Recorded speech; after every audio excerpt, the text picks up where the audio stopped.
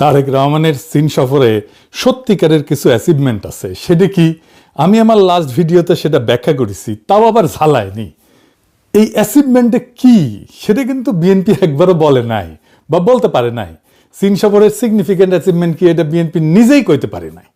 কারণ হইতেছে তারা ডিপ্লোম্যাটিক ভাষাকে সম্ভবত ডিকোড করতে শেখে নাই। আমি যৌথ ঘোষণা থেকে দেখাই দিছি ডিকোড কইরা লাস্ট ভিডিওতে যে কোনটা সিগনিফিক্যান্ট অ্যাচিভমেন্ট। আমি ফেসবুকেও লিখেছি কোনটা সিগনিফিক্যান্ট অ্যাচিভমেন্ট। এখন ধরেন আমি যদি নাই জানি যে আমার শক্তিটা কি, তাইলে আমার সেই শক্তি থাকলে আমি ব্যবহার করতে পারবো না। আমি করলে একটা চ্যালেঞ্জের কথাও বলছি গত ভিডিওতে যে কোন জিনিসটা অ্যাভয়েড করা গেলে ভালো হইতো। তবে আজকের ভিডিওটা আমার তারেক রহমানের চীন সফর নিয়ে দ্বিতীয় ভিডিও। আরও কিছু ভিডিও করতে হবে, কারণ চীনের সাথে সম্পর্কটাকে আমাদেরকে খুব গভীরভাবে বুঝে দেখতে হবে, জানতে হবে এর মধ্যে প্রবলেমগুলো কি, সম্ভাবনাগুলো কি। আগের ভিডিও এটা যদি দেখে না থাকেন দেখে নিয়েন। আমরা ক্রিটিক্যালি দেখার চেষ্টা করতেছি আসলে আমাদের কতখানি লাভ হইল, আমাদের চীনের সাথে সম্পর্কের ক্ষেত্রে চ্যালেঞ্জগুলো কি কি। এটা নিয়ে একদম শেষে, এই ভিডিওর শেষে আলোচনা করব। এইখানে বিরোধী দলের ভূমিকা রাখার জায়গা ছিল, কারণ চীনের সাথে কূটনৈতিক সম্পর্ক এত ডেলিকেট, এত সূক্ষ্ম, এইটা ম্যানেজ করে চলাটা খুব কঠিন একটা কাজ। ব্যক্তিগতভাবে ধরেন সাবেক কমিউনিস্ট হিসেবে চীনের যে কোনো সাফল্যে আমি খুশি হব। চীন আরো সমৃদ্ধি লাভ করুক, আমি সেটাই চাইবো। চীন যদি ভিন্ন জাতির লোকদের নাগরিকত্ব দিত, আমি আবেদন করতাম কলে। সত্যি সত্যি একটা কমিউনিস্ট দেশের নাগরিক হওয়া তো আমার জন্য স্বপ্নের মতো। কিন্তু রাষ্ট্র হিসাবে বাংলাদেশের জন্য বিষয়টা এত সোজা না, আবেগের বিষয় না। আমার জন্য যেমন আবেগের বিষয়, রাষ্ট্র বাংলাদেশের জন্য আবেগের বিষয় না। এমন ভাবে চীন বাংলাদেশের সম্পর্ককে প্রজেক্ট করা হইতেছে যেন চীন আমাদের ইন্ডিয়ার কবল থেকে রক্ষা করবে। আমাদের কেল্লা ফত হয়ে গেছে। বিশেষ কইরা শি জিনপিং এই সফরের শেষে কইছে যে বাংলাদেশে যে কোনো বিদেশি হস্তক্ষেপ প্রত্যাখ্যান করবে চীন। অনেকে দেখলাম লাভাইতেছে এটা শুনে, ভাবতেছে এইবার চীন ইন্ডিয়ারে বইরা দেবে। হ্যাঁ জি না ভাই, এত সোজা না সবকিছু। কূটনীতি আর ইতিহাসের ভাষা না বুঝে চিল্লাইলে মার্কেট পাওয়া যাবে না। চিল্লাই মার্কেট পাওয়া যাব, বুঝলে বুঝপাতা, না বুঝলে বুঝছাও। এই যুক্তিহীন আবেগ ভ্রান্তই না, এটা মহাবিপজ্জনক। চীন কেন কোনো শর্মাই আমাদেরকে রক্ষা করবে না, এটা মাথায় রেখেন। করেও নাই। হাসিনার আমলে সবাই হাসিনারে তেলি দিয়ে গেছে। ইতিহাস বুঝা, ডিপ্লোমেসির ভাষা বুঝা, আমাদের জাতীয় স্বার্থ বুঝা, তার ভিত্তিতে প্রত্যাশাকে সাজাইতে হবে। চীন কি আমাদের ইন্ডিয়ার হাত থেকে রক্ষা করার জন্য এই কথা কইছে যে বাংলাদেশে যে কোনো বিদেশি হস্তক্ষেপ প্রত্যাখ্যান করবে চীন? আসেন সেটা একটু বুঝে দেখি। সার্বভৌমত্বের সমর্থন আর আভ্যন্তরীণ রাজনীতিতে হস্তক্ষেপ না করা আলাদা কোনো সৌজন্য না চীনের জন্য। এটা চীনের একটা আনুষ্ঠানিক কোডিফাইড কূটনৈতিক ডক্ট্রিন। পঞ্চনীতি, গত এপিসোডে কইছিলাম না যে পঞ্চনীতি আলাপ করব। 5 প্রিন্সিপালস অফ পিসফুল কোএক্সিস্টেন্স। এই শব্দগুলোর পেছনে একটা 70 বছরের রাষ্ট্রীয় কাঠামো চিন্তাধারা আছে, একটা ডক্ট্রিন আছে। আমি গত ভিডিওতে বলছিলাম যে এটা ব্যাখ্যা করব। 5টা নীতি, এই পঞ্চনীতিটা কি এটা একটু স্পষ্ট করে বলি। আক্ষরিক অর্থে শান্তিপূর্ণ সহাবস্থানের 5 নীতি। নীতিগুলা হইল: 1, পারস্পরিক সার্বভৌমত্ব এবং ভূখণ্ডগত অখণ্ডতার প্রতি সম্মান। অর্থাৎ আমি তোমার সীমানা মানি, তুমি আমার সীমানা মানো, কেউ কারো ভূখণ্ড নিয়ে প্রশ্ন তুলব না। 2, পারস্পরিক অনাক্রমণ, কেউ কাউকে আক্রমণ করবে না। 3, একে অপরের আভ্যন্তরীণ বিষয়ে হস্তক্ষেপ করবে না। তোমার দেশ কিভাবে চলবে, কে শাসন করবে, মানবাধিকার, গণতন্ত্র, নির্বাচন কেমন হবে, এ নিয়ে আমি কোনো কথা বলবো না, তুমিও আমার বিষয়ে কথা বলবা না। 4, সমতা এবং পারস্পরিক স্বার্থ, সম্পর্ক হবে সমান সমান, উভয়ের লাভ। 5, শান্তিপূর্ণ সহাবস্থান, ভিন্ন ব্যবস্থার রাষ্ট্র পাশাপাশি শান্তিতে থাকবে। এইবার আসেন এই পঞ্চনীতির ইতিহাসটা জানি, কারণ এটা না জানলে নীতির আসল মানেটা ধরা যাবে না। পঞ্চনীতির ইতিহাসটা কি?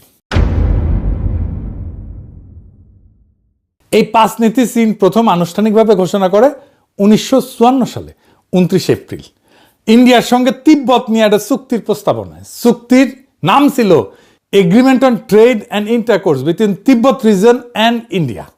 তারপরে সেই বছর জুনে চৌ এন লাই ইন্ডিয়া এবং বার্মা সফর করে নেহেরুর সাথে যৌথ বিবৃতিতে এটাকে শুধু দ্বিপাক্ষিক না, গোটা এশিয়ার সম্পর্কের কাঠামো হিসেবে ঘোষণা করেন। এই অন্যের রাষ্ট্রে হস্তক্ষেপ না করার সুন্দর নীতির আড়ালে আসল লেনদেন কি ছিল তাইলে? তিব্বত। চুক্তির মূল বিষয় ছিল ভারতকে দিয়ে তিব্বতের উপরে চীনের সার্বভৌমত্ব মানায় নেওয়া। অর্থাৎ তোমার আভ্যন্তরীণ বিষয় আমি নাক গলাবো না, এই কথার মানে দাঁড়াইলো তিব্বত আমার আভ্যন্তরীণ বিষয়, তুমিও সেখানে নাক গলায় না। পঞ্চনীতি জন্ম থেকেই ছিল চীনের সার্বভৌমত্ব দাবিকে বৈধতা দেওয়ার হাতিয়ার। ইন্ডিয়ার সাথে এই চুক্তির পরে ইন্ডিয়ানরা স্লোগান দেয় হিন্দি চিনি ভাই ভাই, স্লোগান যাদের সঙ্গে সেই ইন্ডিয়ার সঙ্গে মাত্র 8 বছর পরে 1962 সালে চীন যুদ্ধে জড়ায় যায়। চুক্তির মেয়াদ ছিল 8 বছর, 62তে সেটা নবায়ন হয়নি, আর সেই বছরই ইন্ডিয়ার সাথে যুদ্ধ শুরু হয়ে যায় চীনের। অর্থাৎ যে নীতি শান্তিপূর্ণ সহাবস্থানের নামে লেখা, তার আদি অংশীদারের সঙ্গেই চীন সহাবস্থান করতে পারেনি। এটাই প্রমাণ পঞ্চনীতি সম্পর্কের কোনো গ্যারান্টি না। বোঝা গেছে এই নীতি চীনের জন্য আসলে কি কাজ করে? বাইরে থেকে এটা শোনায় উদার, সম্মানজনক, ছোট রাষ্ট্রের পক্ষে, কিন্তু ভেতরে একটা কৌশলগত যুক্তি আছে। একটা পরাশক্তির মুখে হস্তক্ষেপ, আভ্যন্তরীণ রাজনীতিতে হস্তক্ষেপ না করার মানে আসলে দুইটা জিনিস বোঝায়। একদিকে এটা চীনকে রক্ষা কবচ দেয়। চীন যখন বলে আভ্যন্তরীণ বিষয়ে কেউ নাক গলাবে না, তখন সে আসলে নিজের জিনজিয়াং, তিব্বত, হংকং, তাইওয়ান নিয়ে পশ্চিমা সমালোচনার দরজা বন্ধ করে দেয়। অন্য রাষ্ট্রে হস্তক্ষেপ এখানে চীনের নিজের জন্য একটা ঢাল, অন্যদিকে ছোট রাষ্ট্রের জন্য এটা প্রলোভন। হাসিনার সাথে চীন এভাবে ডিল করছে। পশ্চিম যখন বাংলাদেশে হাসিনাকে মানবাধিকার, নির্বাচন, সুশাসন নিয়ে শর্ত দিছিল, চাপ দিছে, তখন চীন বলে তোমার ঘরের ব্যাপার তোমার, আমি টাকা দিব, প্রশ্ন করব না। এটা চাপের মুখে থাকে সরকারের কাছে, এর চেয়ে ভীষণ স্বস্তিদায়ক জিনিস আর কি হইতে পারে? কিন্তু এই স্বস্তির দাম আছে। বিনিময়ে আপনাকে চীনের সার্বভৌমত্বের সংজ্ঞা মানতে হবে। তাইওয়ান চীনের, তিব্বত চীনের, জিনজিয়াং নিয়ে প্রশ্ন করা যাবে না। এই স্ক্রিপ্ট সবাইকে শুনাইছে চীন। 1954-তে নেহেরুকে শুনাইছে, 1960-এর দশকে পাকিস্তানকে শুনাইছে, 2001-2002 সালে খালেদা জিয়াকে শুনাইছে, 2024-এ হাসিনাকে শুনাইছে, 2025-এ প্রফেসর ইউনূসকে শুনাইছে, আর 2026-এ তারেক রহমানকে শুনাইছে। সরকার বদলায়, দল বদলায়, আদর্শ বদলায়, চীনের বাক্যটা কিন্তু বদলায় না। বাংলাদেশ যখন ভাবছে চীন তাকে বিশেষ সম্মান দিতেছে, আসলে সে একটা স্ট্যান্ডার্ড কূটনৈতিক ডক্ট্রিনের সর্বশেষ শ্রোতা মাত্র। সার্বভৌমত্বের সমর্থন কোনো ব্যক্তিগত প্রতিশ্রুতি না, এটা পঞ্চনীতি নামের একটা 70 বছরের ফর্মুলা, যা চীন প্রত্যেকটা ছোট প্রতিবেশীকে শুনাইছে, ভবিষ্যতেও শোনায় যাবে। আর যে কথা সবাইকে বলা হয় সেটা প্রতিশ্রুতি না, এটা নীতি। নীতির সুবিধা মতো প্রয়োগ করা হয়। 1962-তে ইন্ডিয়ার সাথে, 1779-তে ভিয়েতনামের সঙ্গে চীন নিজেই এটা ভাঙছে। এই জিনিসটা মাথায় রেখেন। পাকিস্তানের সাথে চীনের দারুণ সম্পর্ক। 1971-এ পাকিস্তানের উপরে আক্রমণ করলো ইন্ডিয়া, পাকিস্তানকে ব্যাঙ্গার 2 টুকরা করে দিল। চীন আগাইল, কিছু করছে? করে নাই। আমেরিকা করছে? কিছু করে নাই। কূটনৈতিক সমর্থন দিছে, সামরিক সাহায্য দিছে, কিন্তু প্রত্যক্ষভাবে এই কনফ্লিক্টে যুক্ত হয় নাই। পাকিস্তানিরা কিন্তু মনে করছিল চাইনিজদের সেনা পাঠাবে। টাঙ্গাইলে যখন ইন্ডিয়ান প্যারাট্রুপাররা নামতেছিল, তখন পাকিস্তানিরা মনে করছিল চাইনিজ সোলজার এসেছে, লবডঙ্কা। সেই সময় পাকিস্তান কিসিঞ্জারের সাহায্যে আমেরিকার ওয়াল স্ট্রিটের সাথে চায়নার সম্পর্ক তৈরি করতেছিল। আমেরিকান বিনিয়োগ চায়নায় আসবে, তারপরে তো চায়নার উন্নতি, এরপরে চায়না আমেরিকান ওয়াল স্ট্রিটের বিনিয়োগে ভাইসা যায় একেবারে। মানে পাকিস্তান ছিল খুবই ক্রুশিয়াল মিত্র সেই সময়, আমেরিকা চীন দুইজনেরই। সেই পাকিস্তানকেই বাঁচায় নাই কেউ। এমনভাবে বাঙ্গুরা চায়নারে প্রজেক্ট করতেছে যেন চায়না আমাদের স্বাধীনতা, সার্বভৌমত্বের রক্ষা কবচ। হুশে আসেন ভাইজান, দুনিয়ার কোনো দেশ আপনাকে বাঁচাইবে না যদি না নিজে আপনার বাঁচার ক্ষমতা থাকে। 1971-এ পাকিস্তানের হাত থেকে ইন্ডিয়া বাঁচানোর কাফারা দিতেছি না এতদিন। দোহাই লাগে, কখনো কাউরে এইভাবে ডাইকেন না নিজের সার্বভৌমত্ব, স্বাধীনতা রক্ষায়। আপনার স্বাধীনতা, সার্বভৌমত্ব রক্ষায় আর একজন রাষ্ট্রকে যদি লাগে, তার মানে আপনি স্বাধীনও না, সার্বভৌমও না। এই চিন্তা আমাদের মাথা থেকে বাদ দিতে হবে। আমার এই কথা অনেকের শুনতে খারাপ লাগবে, তিতা লাগবে। আমরা আমাদের নিজেদের সামরিক শক্তি দিয়ে নিজেদের স্বাধীনতা, সার্বভৌমত্ব রক্ষা করতে যদি না পারি, কেউ এসে এটা রক্ষা করে দেবে না। এটা মাথায় রেখেন, ইরান থেকে শিক্ষা নেন। এবার আসেন, বুঝে নেই চায়না কি আসলেই সামরিকভাবে সরাসরি সেনা পাঠায় অন্য দেশে সাহায্য করে নাকি করে না? করছে। চীন কোরিয়া যুদ্ধে সেনা পাঠাইছিল, কিন্তু পাকিস্তানে পাঠায় নাই। কেন? এই তফাৎটা বুঝতে হবে। এই তফাৎটা বুঝলে আপনি চায়নারে বুঝবেন, সে কেন কি কাজ করে সেটা বুঝবেন, এই মজা পাইবেন কলে। চীন তখনই সরাসরি যুদ্ধ নামে যখন সেই যুদ্ধে সরাসরি নিজের নিরাপত্তা স্বার্থ জড়িত। কোরিয়ায় চীন কেন নামছিল? আদর্শিক ভ্রাতৃত্বের জন্য না। মাও স্পষ্ট বলছিল, যদি আমরা যুক্তরাষ্ট্রকে পুরা কোরিয়া দখল করতে দিই, আমাদের প্রস্তুত থাকতে হবে যে যুক্তরাষ্ট্র চীনের বিরুদ্ধে যুদ্ধ ঘোষণা করবে। অর্থাৎ মার্কিন সৈন্য চীনের সীমান্ত ইয়ালু নদীতে পৌঁছে যাচ্ছিল। এটা ছিল চীনের নিজের দরজায় হুমকি। মাঞ্চুরিয়ার শিল্প কেন্দ্র বিপন্ন হয়ে যাইতেছিল। চীন নিজেকে বাঁচাইতে গেছিল, উত্তর কোরিয়াকে বাঁচাইতে যায় নাই। উত্তর কোরিয়া বাঁচাটা ছিল বাই প্রোডাক্ট বা উপজাত। এই যুদ্ধে মাও সেতুং এর পোলা কিন্তু মারা গেছিল বিমান আক্রমণে, বোমা খেয়ে। চীন অন্য দেশে রক্ত দেয়, কিন্তু নিজের সীমান্ত, নিজের নিরাপত্তা, নিজের কৌশলগত গভীরতার জন্য দেয়। চীন দূরবর্তী মিত্রের জন্য রক্ত দেয় না, সেনা পাঠায় না। যেখানে নিজের সরাসরি স্বার্থ নাই সেখানে সে লিপ সার্ভিস দেয়, বিবৃতি দিবে, হয়তো অস্ত্র সাহায্য দিবে, কিন্তু সরাসরি সংঘাতে জড়াবে না। কোরিয়া চীনের গায়ে লাগানো, তাই 10 লক্ষ সৈন্য পাঠাইছিল কোরিয়া যুদ্ধে। ভিয়েতনাম সীমান্তবর্তী, কিন্তু এক ধাপ দূরে, তাই সতর্ক সমর্থন জানাইছিল। আর পাকিস্তান 1971-এ চীনের সীমান্ত থেকে অনেক অনেক দূরে, পূর্ব পাকিস্তানের যুদ্ধে চীনের নিজের ভূখণ্ডগত নিরাপত্তা জড়িত ছিল না, তাই অস্ত্র দিছে, বিবৃতি দিছে, কূটনৈতিক সাহায্য করছে, সমর্থন দিছে, কিন্তু সৈন্য না। ভিয়েতনামে কিন্তু চায়নার সেনা গেছিল, কি করছে এটা একটু বুঝতে হবে, আসেন বুঝানি। 1965-তে ভিয়েতনামে যখন আমেরিকা বোমা বর্ষণ শুরু করে, চীন বিপুল সাহায্য পাঠায়। এই পাঠানোর পিছনেও কারণ আছে, সেটা পরে দেখতেছি। 1965 থেকে চীন উত্তর ভিয়েতনামে বিমান বিধ্বংসী ইউনিট, ইঞ্জিনিয়ারিং ব্যাটালিয়ন পাঠাইছিল।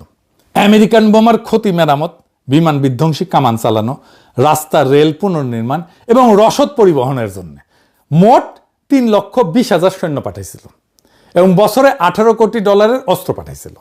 সরাসরি যুদ্ধ নামছে, মূল্যও দিছে। 1960-এর দশকের শেষে আনুমানিক 1100 চীনা সৈন্য উত্তর ভিয়েতনামে মার্কিন বিমান হামলায় নিহত হয়েছিল। কিন্তু চীন একটা কঠোর সীমারেখা টানছিল। চীন সহায়ক সৈন্য পাঠাইছিল, কিন্তু কঠোরভাবে নির্দেশ দিছিল যেন তাদের কেউ ডিমিলিটারাইজ জোনের কাছে না যায়, যেখানে মার্কিন সৈন্যের সাথে সরাসরি সংঘর্ষ হইতে পারে। অর্থাৎ চীন উত্তর থেকে অবকাঠামো সামলাইছে, কিন্তু দক্ষিণে সরাসরি স্থলযুদ্ধে নামেনি। কেন নামেনি? কারণ চীন কোরিয়ার পুনরাবৃত্তি চায়নি, আমেরিকার সঙ্গে সরাসরি যুদ্ধ এড়াইতে চাইছে। আর সবচেয়ে গুরুত্বপূর্ণ বিষয়টা হইতেছে, চীনের শর্তটা ছিল সম্পূর্ণ নিজের নিরাপত্তা কেন্দ্রিক।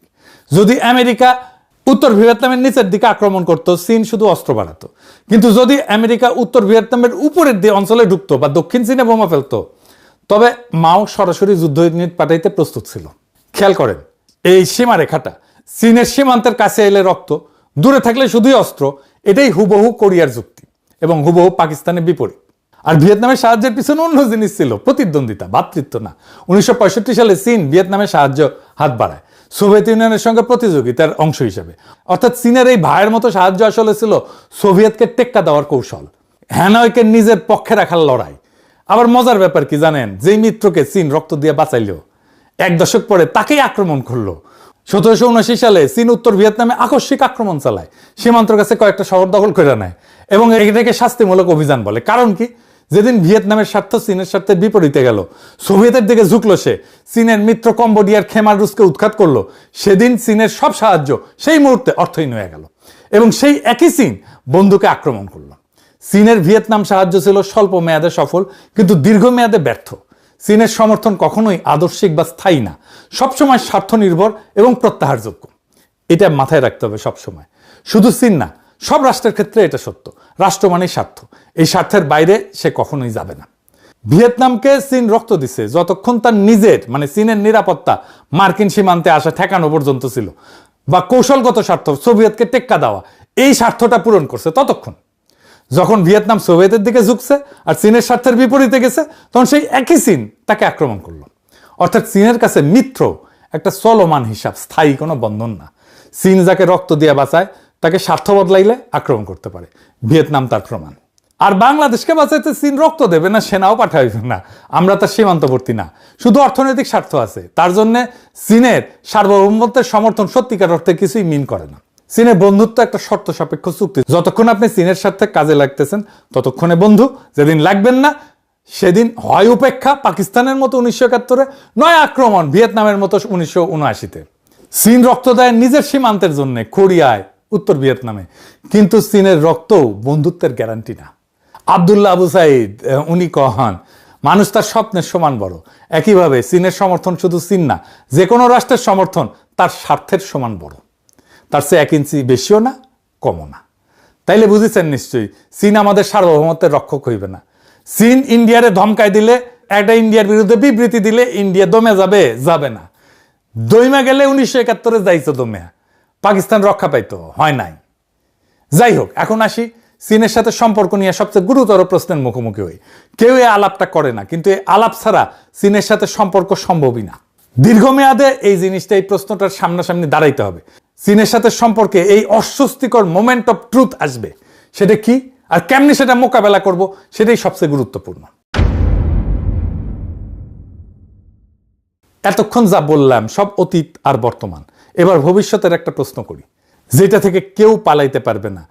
চীনের সাথে সম্পর্ক রাখা প্রত্যেকটা দেশকে সামনে একটা মোমেন্ট অফ ট্রুথের মুখোমুখি হইতে হবে, সত্যের মুহূর্ত ফেস করতে হবে, আর সেই মুহূর্তের নাম তাইওয়ান। এটা কেন অনিবার্য? কারণ শি জিনপিংয়ের জীবনের সবচেয়ে বড় উচ্চাকাঙ্ক্ষাই হইল তাইওয়ানের সাথে চীনের একত্রীকরণ, পুনঃ একত্রীকরণ। এটাই চীনের ঘোষিত জাতীয় লক্ষ্য। তাই তাইওয়ান নিয়ে একটা সংঘাত, সামরিক হোক, চাপ প্রয়োগ হোক, অনিবার্য। আর অন্যদিকে কি আছে? আমেরিকা ঠিক এই একই তাইওয়ানকে ঘিরে চীনের বিরুদ্ধে একটা সামরিক বলয় বানায় রাখছে, যাকে বলা হয় ফার্স্ট আইল্যান্ড চেইন, প্রথম দ্বীপ শৃঙ্খল। জাপান, দক্ষিণ কোরিয়া, ফিলিপিন্স আর তার কেন্দ্রে তাইওয়ান। জাপানে তো 54,000 মার্কিন সেনা আছে, দক্ষিণ কোরিয়া 28,000 আছে মার্কিন সেনা, ফিলিপিন্সের 9টা ঘাঁটি আছে আমেরিকার। সবগুলা তাইওয়ান প্রণালীর দিকে তাক করা। মানে তাইওয়ান যুদ্ধ বাঁধলে সেটা শুধু চীন তাইওয়ান যুদ্ধ থাকবে না, পুরো অঞ্চল জ্বলে যাবে। সেই সময়টা কবে আসবে আমরা জানি না, কিন্তু অনিবার্যভাবে আসবে। এখন সে আসল প্রশ্নটা, সেই দিন বাংলাদেশ কি করবে? আমরা এখন একদিকে চীনের সাথে জড়াইতেছি, শেয়ার্ড ফিউচার, অর্থনৈতিক অঞ্চল, সম্ভাব্য অস্ত্র চুক্তি। আবার অন্যদিকে আমেরিকার সাথেও জড়াইতেছি, পোশাক রপ্তানির সবচেয়ে বড় বাজার, IMF আছে, নিরাপত্তা সংলাপ আছে, ট্যারিফের নেগোসিয়েশন আছে, বোয়িং কেনা আছে। দুই নৌকায় কিন্তু আমাদের পা। তাইওয়ানের সংঘাত বাঁধলে এই দুই নৌকা দুই দিকে টান দিবে। বাংলাদেশকে একটা পজিশন নিতে হবে, হয় চীনের পক্ষে নয় আমেরিকার পক্ষে। মাঝখানে দাঁড়ানোর জায়গা থাকবে না। ধরে নিলাম আমেরিকাকে খুশি করতে বাংলাদেশ একটা মাঝামাঝি পথ নিল, বলল যুদ্ধ করা, এসব আলোচনার মাধ্যমে সমাধান হওয়া উচিত। শুনতে নিরীহ, কিন্তু চীন এটাতে চইটে যেতে পারে। কারণ চীনের কাছে তাইওয়ান আভ্যন্তরীণ বিষয়। তো আলোচনা করবে কেন আভ্যন্তরীণ বিষয় নিয়ে? আলোচনার মাধ্যমে সমাধান মানে তাইওয়ানকে আলাদা পক্ষ হিসেবে স্বীকৃতি দেওয়া, তো তাই না? নিজের কথার চাপে কিন্তু নিজে পড়ে যেতেছি। তখন চীন ঋণের কিস্তি শোধের জন্য চাপ দিতে পারে, প্রকল্প আটকে দিতে পারে, আরো নানা চাপ দিতে পারে। আর উল্টাটাও সত্য, বাংলাদেশ যদি চীনের পক্ষ নেয়, আমেরিকা, ইউরোপ, পোশাক রপ্তানি, GSP, IMF সব জায়গায় চাপ দিতে পারে। দুই দিকে খরচা। এটাই দুই নৌকায় পা রাখার বিপদ। যেদিন নৌকা দুইটা বিপরীত দিকে যাবে সেদিন আপনারই কাটবে। তবে পাকিস্তান এটা সামলাইতে পারবে। কেন সামলাইতে পারে? বাংলাদেশ কেন পারবে না? আসেন এটা একটু বুঝে দেখি। পাকিস্তান নিঃশর্তে চীনের পক্ষ নেবে, এই সিদ্ধান্ত পাকিস্তান অনেক আগে নিয়ে রাখছে। পাকিস্তানে পারমাণবিক অস্ত্র আছে, নিজস্ব প্রতিরোধ ক্ষমতা আছে। আর পাকিস্তান আগেও পারমাণবিক অস্ত্রের জন্য আমেরিকার কাছে নিষেধাজ্ঞা খাইছে। ওর এগুলো সওয়া আছে, ও জানে এটা কিভাবে সামলাইতে হয়, এটা তাদের গা সওয়া। উল্টা দিকে আমেরিকায় বারবার নিষেধাজ্ঞা তুলে নিয়ে পাকিস্তানকে পটাইতে আসছে। সো এই খেলা অনেকদিন ধরে চলতেছে, এই খেলা আবারও খেলতে পারবে পাকিস্তান। কারণটা হইতেছে পাকিস্তানের ভূকৌশলগত অবস্থান আমেরিকার দরকার আছে। পাকিস্তানের এখন একটা গ্লোবাল রোলও দাঁড়ায় গেছে। পাকিস্তান জানে কোন পক্ষে সে দাঁড়াবে, আর সে দাঁড়ানোর দাম দেওয়ার সক্ষমতা তার আছে। বাংলাদেশের কোনোটাই নাই। না আছে স্পষ্ট সিদ্ধান্ত, না আছে নিজের প্রতিরোধ ক্ষমতা, না আছে নিষেধাজ্ঞা হজম করার অর্থনৈতিক মাসল। বাংলাদেশ এমন একটা দেশ যে দুই নৌকায় পায়ে রেখে দাঁড়ায় আছে, অথচ চাপ ঠেকানোর শক্তি নাই। এটা একটা খুবই দুর্বল অবস্থা। ভিয়েতনাম দুই দিকে সামলায়, কারণ তার সেই সক্ষমতা আছে। সমস্যা হইল বাংলাদেশের সেই সক্ষমতা গড়ে না তুলে দুই দিকে প্রতিশ্রুতি বিলাই দিতেছে, মানে খোলামকুচির মতো যে যা যাইতেছে তাই দিতেছে। সক্ষমতা ছাড়া ভারসাম্য হয় না, হয় শুধু ঝুঁকি। চীনের সাথে সম্পর্ক করেন, বাণিজ্য করেন, বিনিয়োগ নেন, অবশ্যই নেন, কিন্তু চীনকে রক্ষা কবচ ভাবেন না। ইতিহাস বুঝা, ডিপ্লোমেসির ভাষা বুঝা, নিজের জাতীয় স্বার্থ বুঝা তার ভিত্তিতে প্রত্যাশাকে সাজান। আগামী এপিসোড চীনের সাথে বাণিজ্য সম্ভাবনা নিয়ে, বিনিয়োগ নিয়ে আলাপ করব। চীনের সাথে অনেক আলাপ হইতেছে, অনেক প্রকল্প হইতেছে, এইগুলো নিয়ে আলাপ করব। ফাইনালি আসেন আমরা ভাবি কিভাবে আমরা কোনো দিকে একেবারে না ঝুইকা বাংলাদেশের সর্বোচ্চ স্বার্থ রক্ষা করতে পারি। ওইখানেই আমাদের কাজ করতে হবে। জনগণকে কোনো ভুল বার্তা দেওয়া যাবে না, সেটা যতই মিঠা হোক, শুনতে যতই ভালো লাগুক, যতই চমকপ্রদ হোক, যতই জনপ্রিয় হোক, এমন কোনো প্রতিশ্রুতি দেওয়া যাবে না যার কোনো বাস্তব ভিত্তি নাই। তাইলে 1971-এ পাকিস্তান যেমন মারা খাইছিল, আমরা আবার সেই মারা খাবো। এক নেড়া যেন দুইবার বেলতলায় না যায়। বাংলাদেশের মানুষের শুধু স্বার্থ রক্ষাই যথেষ্ট না, বাংলাদেশের মানুষের আজাদিও দরকার। ইনকিলাব জিন্দাবাদ, আজাদি জিন্দাবাদ।